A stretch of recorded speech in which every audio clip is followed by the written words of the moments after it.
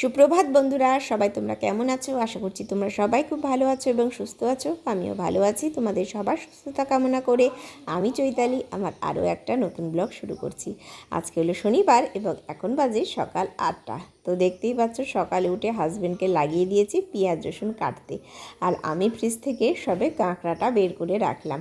কাঁকড়াটা এনেছিল কিছুদিন আগে, তোমাদেরকে দেখিয়েছিলাম, তো ওটা ফ্রিজে ছিল, তো ওটাকে বের করে রেখে দিলাম বরফটা একটু ছাড়ুক। আর সেই ফাঁকে আমি ফুলটাও তুলে আনলাম বাগান থেকে।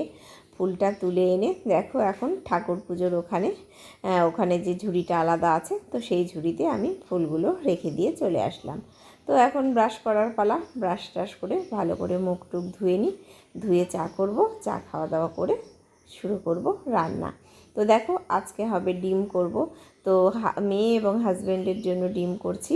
তো 4টে ডিম দিয়েছি, দুজনার দুবেলা করে, এবেলা একটা ওবেলা একটা করে 4টে ডিম। যেহেতু আমার হাজব্যান্ড কাঁকড়া চিংড়ি এইসবে অ্যালার্জি আছে, তো ও খায় না, তো যার জন্য ওদের জন্য ডিম করব। আর মেয়ে তো কাঁকড়া খেতেই পারবে না, খাবে না, শুধুমাত্র কাঁকড়াটা রান্না করব আমার জন্যই।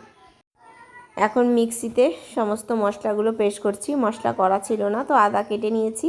তো এখন আদা জিরাটা প্রথমে আমি মিক্সিতে পেস্ট করে নিচ্ছি। তারপরে করব হলো আমি পেঁয়াজ কেটে নিয়েছি, পেঁয়াজ টমেটো এবং রসুন, সেটা একবারেই আমি পেস্ট করব।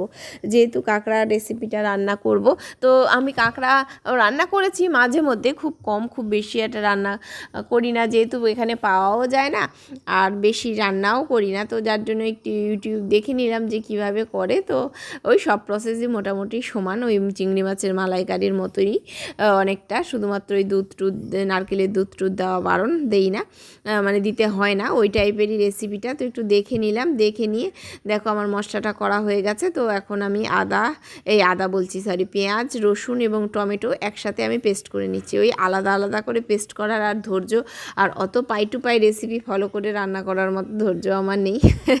তো যার জন্য সব কিছু দেখো একসঙ্গে পেস্ট করে নিচ্ছি। তো চলো এবার রান্নাটা আমি শুরু করব। আর আমার হাজব্যান্ড বাজারে গিয়েছিল, তো ও সবজি হিসাবে নিয়ে আসলো। এই দেখো সবজি নিয়ে এসেছে কিছু কিছু, আর নিয়ে এনেছে লাউ। তো ভাবছি যে লাউয়ের তরকারিটা করব। তো দেখো আমি লাউটা এখন কাটতে বসে গেছি। লাউটা ভীষণই কচি ছিল, ভালো ছিল, এবং টাটকা টাটকা ছাড়া লাউ যদি রান্না না করা যায় না, ভালো লাগে না। লাউ ফ্রিজে থাকলে শুকিয়ে যায় একদম, যতই তুমি চিকচিকি ক্যারি ব্যাগের মধ্যে করে ভরে রেখে দাও, লাউটা শুকিয়ে যায়, এবং শুকিয়ে গেলে লাউ খেতে একদমই ভালো লাগে না। তো লাউটাও এখন ফটাফট কেটে নিচ্ছি। তারপরে তোমার বাদ বাকি আর যা কাটাকাটি মোটামুটি হয়েই গেছে। আর করব আমি হাজব্যান্ডের জন্য তড়কা। তো তড়কাটাও করতে হবে, ওই জন্যই হাজব্যান্ডকে পেঁয়াজ রসুন কাটতে লাগিয়ে দিয়েছিলাম। আজকে শুধু পেঁয়াজ রসুনেরই কাজ, ডিমের ঝোলেও লাগবে পেঁয়াজ রসুন, তারপরে তোমার কাঁকড়াতেও লাগবে, তারপরে তড়কাতেও লাগবে। তো ওই অনেক পেঁয়াজ রসুন কাটতে হতো।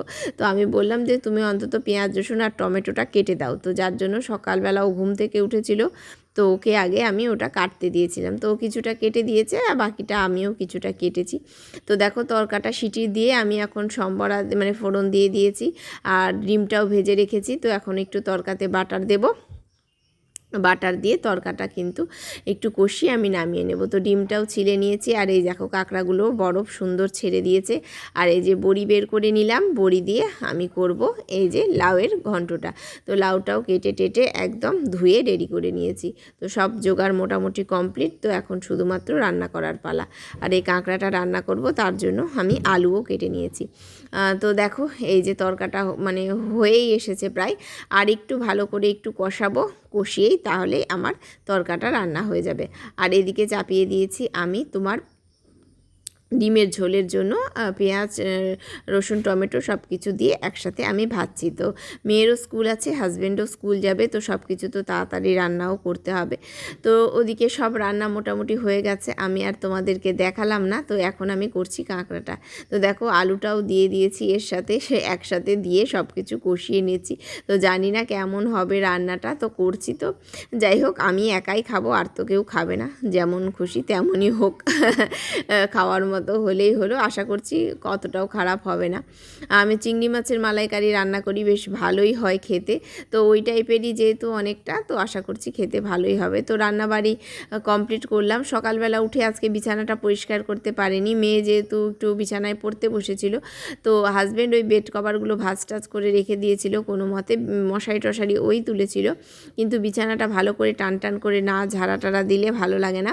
তো যার জন্য আমি এখন রান্না টান্না সেরে দেখো বিছানাটাকে পরিষ্কার করে নিয়েছি। তো হাজব্যান্ড মেয়েকে স্কুলে দিয়ে এসে ও স্নান খাওয়া দাওয়া করলো, করে দেখো এখন ও স্কুলের জন্য বেরিয়ে যাচ্ছে। আর আজকে যেহেতু শনিবার, আজকে তো মেয়েদের 2 ঘন্টা স্কুল, আজকে পড়াশুনো ওদের হয় না, মানে এক্সট্রা কারিকুলাম যেগুলো অ্যাক্টিভিটিস সেগুলো হয়, নাচ গান ড্রয়িং, তো এগুলো হয়। তো 12টার দিকে ওদের ছুটি হবে, তো একটু পরে যাব আবার মেয়েকে আনতে। এই যে দেখো একজন খেতে খেতে যাচ্ছে, তো এখন নিয়ে বাড়ি যাচ্ছি। আজকে শনিবার যেহেতু 12টায় ওদের ছুটি, তো এখন 12:10 মতো বাজে। রোজ দিন কিছু না কিছু কেনা চাই, এই যে দেখো কথা শোনে না। তো চলো বাড়িতে যাই, গিয়ে স্নান টান করাবো মেয়েকে, আমিও স্নান টান করবো। স্কুল থেকে আনার পরে কি করতে যে এত ব্যস্ত হয়ে গেলাম, তো যার জন্য আর ভিডিও করা হয়নি, ইচ্ছেও করছিল না। তো এখন সন্ধে হয়ে গেছে, তো এগুলো চানের সময় জামা কাপড়গুলো কেচে বাইরে মেলে দিয়েছিলাম, তো তখন আর ভিডিও করিনি, তোমাদেরকে দেখানো হয়নি। তো নিচে মেলেছিলাম, আর ওয়েদারটাও অতটা রোদ নেই, তো যার জন্য ওগুলো শুকায়নি জানো তো। তো ওগুলো আবার খাটের ডাসার মধ্যে সমস্ত কিছু মেলে টেলে দিলাম, দিয়ে এখন বাসনগুলো তুলছি। মানে বিকেলবেলা আমার মোটামুটি এগুলোই কাজ থাকে, সকলের সংসারেই মনে হয় এই একই ধরনের কাজ থাকে, জামা কাপড় গোছানো, তারপরে বাসন টাসনগুলো ঠিকঠাক জায়গার জিনিস জায়গায় গুছিয়ে রাখা। তো আমিও সেগুলোই করছি, এখন বাসন কোসনগুলো গুছিয়ে রাখছি। আর এখন তুলছি জল, দিনে আমি 2-3 বার পাম্প চালাতে হয়, যেহেতু বাড়িতে মানুষ বেশি থাকলে আরও চালাতে হয়, কাছাকাছি করলেও তো চালাতে হয়। তো বিকেলবেলা একবার তো জল তুলে নিই। তো দেখো বিকেলবেলা এখন জলগুলো ভরে নিচ্ছি। এই যে তোমার হচ্ছে যে ডাইরেক্ট জলটা দিয়ে আমাদের রান্নাবাড়ি করি, তোমাদেরকে বলেইছি, তো ডাইরেক্ট জলটা ভরে বালতি করে রেখে দিলাম।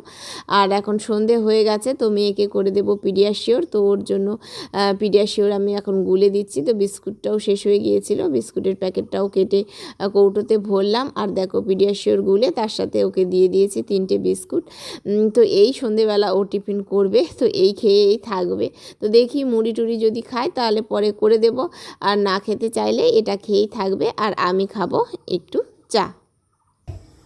এই যে একজনকে পড়তে বসিয়েছি, দেখো পড়াশুনো নেই, শুধু দুষ্টুমি করে যাচ্ছে। এই দেখো পড়া ছেড়ে দিয়ে 1000বার করে উঠছে, কি করছে না করছে, তো এই কাজও।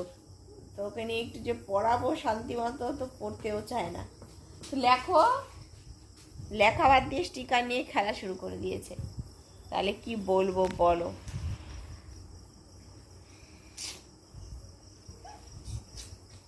আর দুষ্টু।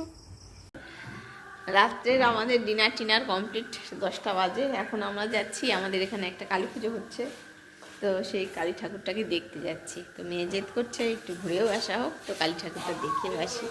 তো কালী ঠাকুরটা দেখে এসে তো শুয়ে পড়বো। দেখো খানা একদম রেডি করে যাওয়া হচ্ছে। হাজব্যান্ডের মানে ঘুম পেয়েছে, ও অনেক সকালে উঠেছে আজকে, তো বিছানা রেডি করে যাচ্ছি। তো কালী ঠাকুরটা একটু দেখে আসি। হ্যাঁ, কালী পুজো হবে রাত্রে, এখন জানি না ঠাকুর এসেছে কি আসেনি, তো চলো গিয়েই দেখা যাক কি হচ্ছে। আমাদের বাড়ি থেকে অল্প একটু দূরেই এই কালী পুজোটা হয়ে থাকে, প্রতি বছরই হয় এবং ভীষণই জাগ্রত। এটার কালীটার নাম হলো মা মধুশ্বরী কালী পুজো, কালী। তো কালী ঠাকুরটা বিশালই বড়, তো হ্যাঁ আমি প্রতিবার যাওয়া হয়ে ওঠে না, দেখি না, তো মূর্তিটা খুব সুন্দর হয়েছিল। তো যেহেতু দূর থেকে আমি ভিডিওটা করেছি, তো তোমাদের অতটাও বোঝা যাচ্ছে না কিন্তু ক্যামেরায়। তো 7.5 হাত কালী, অনেকটাই বড় কালী ঠাকুরটা। আর চারিদিকে দেখো পুজোর জোগাড় যন্ত্র চলছে, সারা রাত ধরে যেহেতু পুজো হবে। আর এখানে প্রচুর ভোগ পড়ে, পাড়ার মানুষ আশেপাশের মানুষ প্রচুর ভোগ দেয়। তো ওখানে সমস্ত কমিটির লোকেরা বসে আছে, ভোগ নেবে, তার জন্য নাম লিখে লিখে ভোগগুলো নিবেদন করবে। আর পাড়ার লোকজনও রয়েছে, এখন সারা রাত ধরে পুজো হবে, পাড়ার লোকজনই করে থাকে। তো আমরা দেখে টেকে এখন বাড়ি চলে যাচ্ছি। কালী ঠাকুর দেখে চলে আসলাম, এবং মায়ের মূর্তিটা বিশাল বড়, 7.5 হাত নাকি কালী। দূর থেকে তো অত ভিডিও করতে পারলাম না, কাছে আর গেলাম না, তো দেখে মনটা বেশ শান্ত হয়ে গেল। হ্যাঁ, আমার কালী ঠাকুর মানে কালীর ভক্ত বলতে পারো আমি। কালী ঠাকুর ভীষণই ভালো লাগে। তো দেখে এসে মনটাকে শান্ত করে এখন শুয়ে পড়বো। তো আজকের মতো ব্লগটা এখানে শেষ করছি। আমার হলো কি পছন্দ, আমার কোন ঠাকুর পছন্দ বলবো? বলো। দুর্গা। আচ্ছা, দুর্গা। তো ঠিক আছে, তোমরা সবাই ভালো থেকো, সুস্থ থেকো। দেখা হবে আবার নেক্সট ব্লগে। আজকের মতো টাটা, গুড নাইট।